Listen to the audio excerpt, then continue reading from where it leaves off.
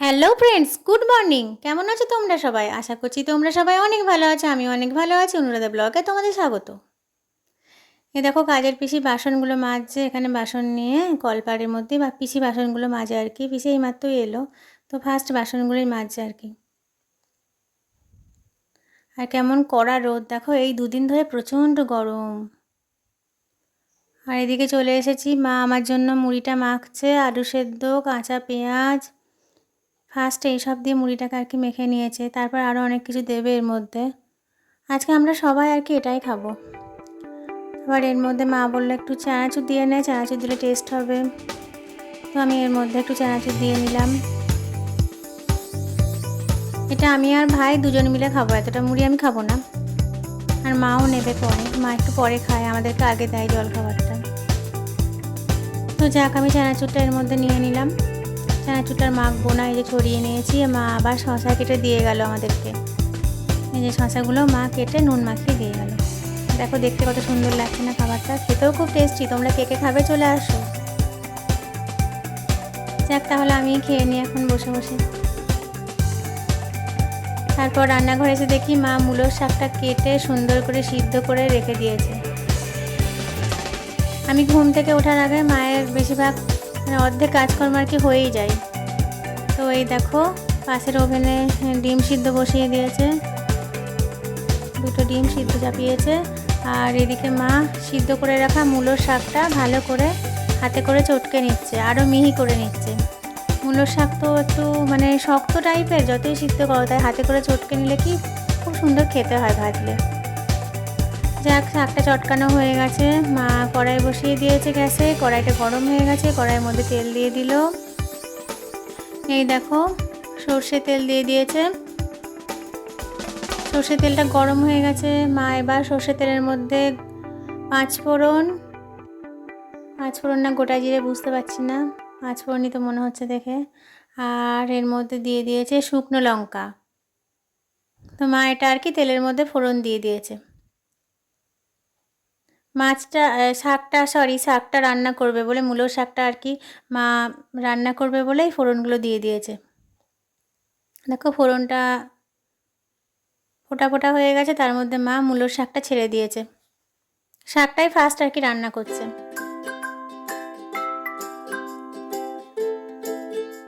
গ্যাসটা হাই স্পিডে করা আছে বলেই তেলগুলো এরকম ছিটকাচ্ছে। যাক, মূলোর শাকটা মা দিয়ে দিয়েছে। তারপর দিল হলুদ গুঁড়ো। হলুদ গুঁড়ো দেওয়ার পর মা কি দিচ্ছে এর মধ্যে দেখি, খুন্তিটা দিয়ে তারপরে লবণটা দিয়ে এবার মনে হচ্ছে নাড়িয়ে নেবে। আর কি দেবে আমি জানি না, দেখে বলছি। হলুদ গুঁড়ো, নুন সব দিয়ে শাকটাকে একটু একটু করে নাড়িয়ে নিল।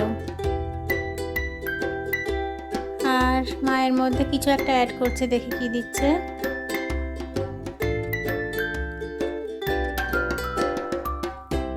এর মধ্যে মা চিনি দিয়ে দিল। মিষ্টি ছাড়া শাক তো খেতে ভালো হয় না, তাই না? শাক একটু মিষ্টি হলে ভালো হয় খেতে। তাই আর কি মা চিনিটা দিয়ে এবার শাকটাকে কি ভাজা ভাজা করে নেবে। এদিকে ডিমটা দেখো সিদ্ধ হয়ে গেছে প্রায়, একদম টকবক করে ফুটছে। আর মা তার মধ্যে ভাতটা নামিয়েও নিয়েছে। এই দেখো গরম ভাত। এদিকে মূলো শাকটা প্রায় ভাজা ভাজা শেষের দিকে হয়ে এসছে। শাকটা ভাজা হওয়ার পর মা একটা প্লেটে শাকটাকে নামিয়ে নিয়েছে। এদিকে ডিম দুটোকেও ছাড়িয়ে নিয়েছে, আলুটাও সিদ্ধ করে নিয়েছে। এই দেখো ডিম সিদ্ধ, খোসা ছাড়িয়ে নিয়েছে। আলু সিদ্ধ করা হয়ে গেছে। মা ফার্স্ট ডিমটা রান্না করবে। তো ডিম দুটোকে মা আর কি ভাজবে বলে তার আগে কাঁচা হলুদ আর নুনটা মাখিয়ে নিচ্ছে। হলুদ গুঁড়ো আর নুনটা দিয়ে ভালো করে মাখিয়ে নিচ্ছে। ডিমটা ভাজলে আর কি নুন হলুদটা মাখিয়ে নিলে, অনেকে কড়াইয়ের মধ্যে তেলের সঙ্গেও দেয়, কিন্তু তাতে হলুদটা পুড়ে যায়, কালচে ভাব চলে আসে। আর মাটিতে আর কি রান্না করার আগে নিচে রেখে যেটা হাতে করে মাখিয়ে নেয়, ওটা আর কি কালারটা খুব সুন্দর আসে ডিমটা ভাজলে। এই দেখো ডিমগুলোকে মায়ের মাখানো হয়ে গেছে।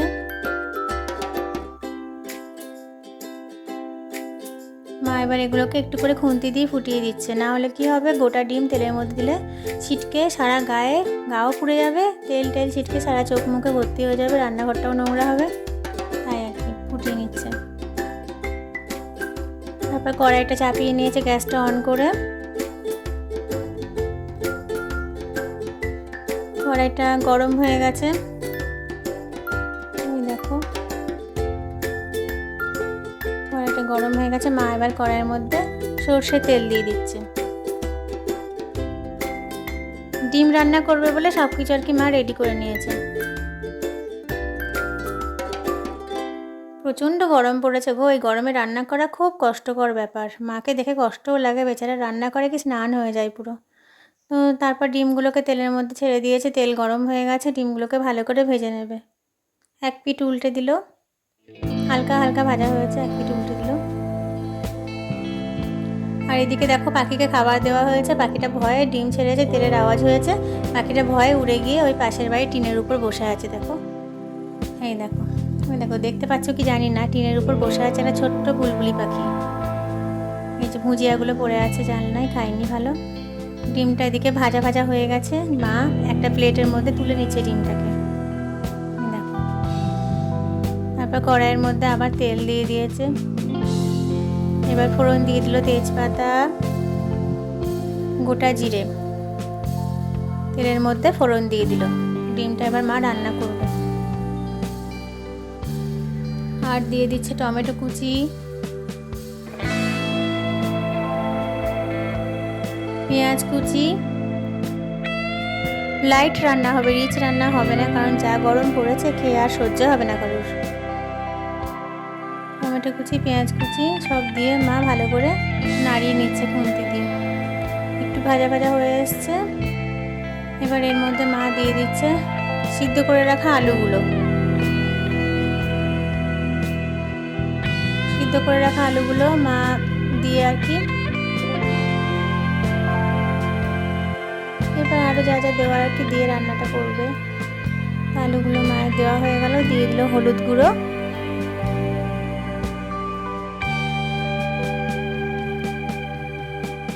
অল্প অল্প ভাজা হয়েছে পেঁয়াজটা, এখনো সম্পূর্ণ ভাজা হয়নি। হলুদ গুঁড়ো দিয়ে দিল, লবণ দিয়ে দিল, দিয়ে ভালো করে খুন্তি দিয়ে মা নেড়ে চেড়ে ভেজে নিচ্ছে।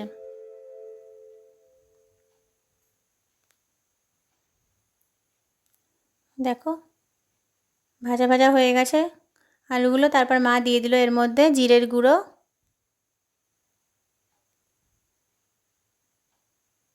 আর দিয়ে দিচ্ছে মায়ের মধ্যে ধনের গুঁড়ো, জিরে ধনের গুঁড়ো মা একসঙ্গে এই আলুগুলোর ওপর দিয়ে দিল আর কি। পেঁয়াজটা পুরো ভাজা ভাজাই হয়ে গেছে, মশলাটা এবার দিয়ে কষিয়ে নেবে। আর দিল লঙ্কা গুঁড়ো, এই দেখো, আর অল্প একটু সস দিচ্ছে মা, যেহেতু এখানে আগে টমেটো দিয়েছিল সেই জন্য সসের পরিমাণটা খুব কম দিচ্ছে। একটু টক টক বলে খেতে ভালো লাগবে। তারপর অল্প একটু জল দিল যাতে মশলাটা পুড়ে না যায়। এবার মা এই সব মশলাগুলোকে কষিয়ে নেবে। আর কি দিচ্ছে মা দেখি এর মধ্যে কী কী বাকি আছে মায়ের এখনও দেওয়া। মায়ের মধ্যে দিয়ে দিচ্ছে আদা বাটা, আদা আর রসুন একসঙ্গে পেস্ট করা আছে। দেখেছো সব মশলাগুলো দেওয়া হয়ে গেল, এবার ভালো করে মশলাটা কষিয়ে নেবে। মশলা দেওয়ার সময় একটু জল দিয়ে কষালে কি মশলাটা পড়ে না, না হলে পুড়ে যায়। তো দেখো কি সুন্দর মশলাটা কষানো হয়ে গেছে, তেল ছেড়ে গেছে মশলা থেকে। এবার মা এর মধ্যে দিয়ে দিচ্ছে মিট মশলার গুঁড়ো। মিট মশলা কি মাংসে দেয় ঠিকই, মাংসের মশলা, কিন্তু ডিমে দিলে খুব টেস্ট হয়, তাই আমরা অল্প একটু করে ডিম রান্না হলে মিট মশলাটা ইউজ করি। সব দিয়ে মশলাটা ভালো করে কষানো হয়ে গেছে। এবার মা অল্প একটু ঠিক পরিমাণ মতো যেটুকু জল লাগে সেইটুকু জল আর কি, কিছু গাঁটা হবে রান্নাটা, খুব একটা ঝোল হবে না। দেখো খুব সুন্দর একটা কালার এসে গেছে এর মধ্যেই। আর ডিম দুটোকে দিয়ে দিল মায়ের মধ্যে। এবার এটা আর কি সিদ্ধ হবে, একটু নেড়ে ছেড়ে নিল খুন্তি দিয়ে। এটা এবার একটা ঢাকনা দিয়ে ঢাকা দিয়ে দেবে। তো ঢাকা দেওয়া হয়ে গেল, পরে আসছে। এই দেখো ডিমটা রান্না প্রায় শেষের দিকে হয়ে এসছে। কি সুন্দর ফুটছে দেখো, দেখতে কত সুন্দর লাগছে না? এই দেখো ডিমটা রান্না কমপ্লিট হয়ে গেছে, মা একটা বাটিতে নামিয়ে নিয়েছে।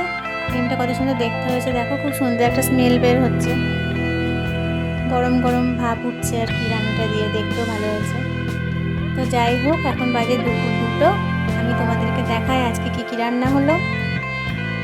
এসো দেখো, এটা হলো মূলো শাক ভাজা, তোমাদেরকে আমি আগেই দেখিয়েছি। এটা হলো ডিম আলু ডালনা। আর এদিকে মা পরে রান্না করেছে রুই মাছের কালিয়া, ডুমু ডুমু করে আলু দিয়ে রুই মাছের কালিয়া করেছে। আজকে এটাই আমাদের মেনু। চলো আমরা খেয়ে আসি, পরে কথা হবে আবার। তারপরে দেখো কি দেখাচ্ছি আমি তোমাদেরকে। রাত্রিবেলা আমার ভাই, আমার হাজব্যান্ড বললো আজকে আর ঘরে রান্না করতে হবে না, আমরা খাবার কিনে আনবো। এ দেখো রুমালি রুটি, চিলি চিকেন সব কিনে নিয়ে এসেছে। আর এদিকে আছে 1 ভাঁড় দই। গরমকালে দই খেতে কার না ভালো লাগে, তাই না? আর এখন বাজে রাত্রি 10:30। আমি আমার ডিনার টাইম ফাস্ট করি, তারপর সবাই খাই। এই যে আমি রুটি নিয়ে বসে পড়েছি। আমি ময়দা রুটি খেয়ে খুব একটা হজম হয় না বলে সেই জন্য আমি ময়দা রুটি, একটা রুমালি রুটি নিয়েছি, আর বাদ বাকি আমার মা বানিয়েছে আটা রুটি নিয়েছি। মা আমার জন্য রুটিটা বানিয়েছে, আমি খেয়ে নিই। তো খাওয়া হয়ে যাওয়ার পর দেখো দইটা তখন দেখালাম, দইটা ঠান্ডা হচ্ছিলো ফ্রিজে, দই নিয়ে নিয়েছি। আর আমার বড় ভাইপের বউ এসে আমাদেরকে মিষ্টি দিয়ে গেলো, বললো বাবা মা মিষ্টি নিয়ে এসছে পিসি, নাও তোমাদের জন্য। তাই আবার এগুলো নিয়ে খাচ্ছি। তো বন্ধুরা এখন বাজে রাত্রি 11:30, আমাদের ডিনার কমপ্লিট হয়ে গেছে। তো যাই হোক, ভিডিওটা আর আমি বেশি দূর বড় করছি না, এখানেই শেষ করব। যদি আজকের ভিডিওটা আমার তোমাদের ভালো লেগে থাকে তাহলে ভিডিওতে একটা লাইক করো, কোনো কিছু বলতে আমাকে কমেন্ট করো, আর 5 জন বন্ধুর সাথে আমার চ্যানেলটাকে শেয়ার করো। আর যারা যারা আমার চ্যানেলটায় নতুন আছো তারা আমার চ্যানেলটিকে সাবস্ক্রাইব করো। Good night.